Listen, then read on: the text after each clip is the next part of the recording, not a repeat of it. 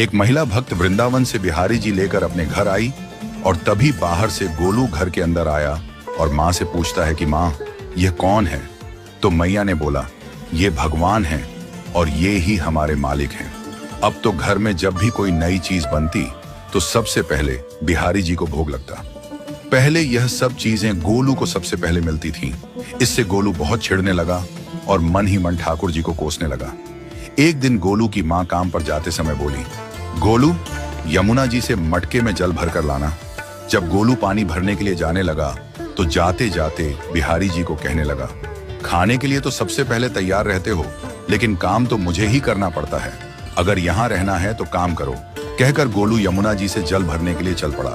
गोलू जब यमुना जी में जल भरने लगा तो उसने देखा कि यमुना जी के अंदर बिहारी जी विराजमान हैं और कह रहे हैं, ला गोलू, घड़ा हम भर देते हैं। गोलू उनको देखकर हैरान हो गया और बोला, नहीं नहीं, मैं अपने आप भर लूंगा। लेकिन ठाकुर जी ने उसके हाथ से घड़ा ले लिया और भरकर घर ले आए।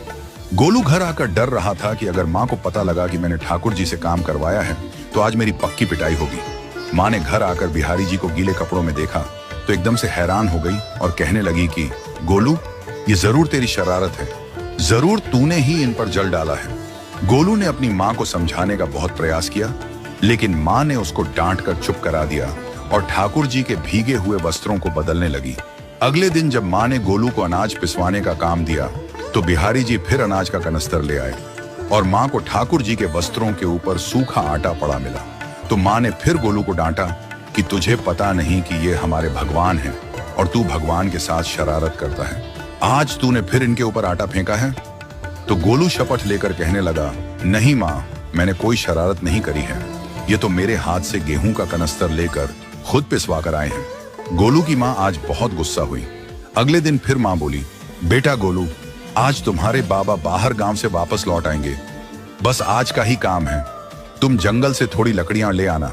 गोलू फिर डर गया, कहीं ठाकुर जी फिर मेरे पीछे ना आ जाएं।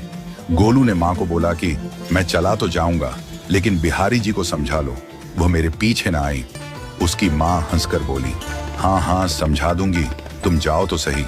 गोलू जल्दी जल्दी लकड़ियां लेने जंगल में चला गया और माँ काम पर चली गई।